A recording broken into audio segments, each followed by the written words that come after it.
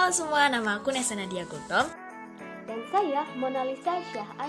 Nah, kami berdua akan menjelaskan tentang apa itu sosialisasi. Apa sih sebenarnya sosial itu? Menurut Kamus Besar Bahasa Indonesia, sosial adalah hal-hal yang berkaitan dengan masyarakat. Di dalam sosial itu terdapat unsur-unsur. Yang pertama adalah kelompok sosial. Kelompok sosial adalah kelompok manusia yang saling berinteraksi. Yang kedua ada kebudayaan.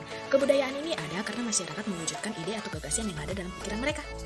Yang ketiga ada lembaga sosial. Lembaga sosial ini adalah wadah untuk mengatur hubungan antar individu di dalam masyarakat.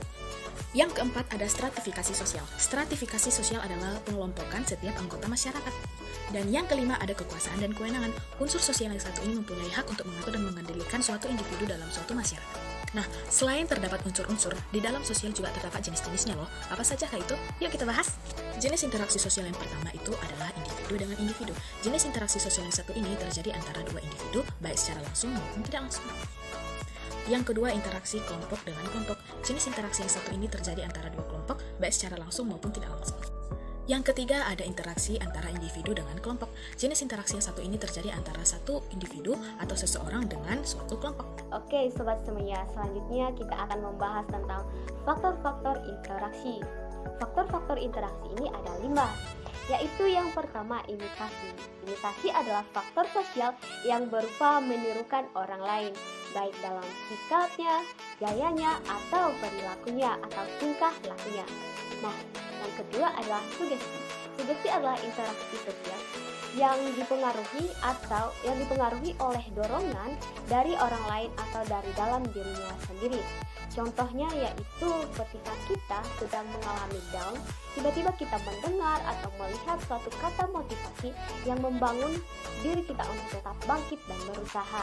Nah, yang ketiga yaitu identifikasi. Apa sih identifikasi itu?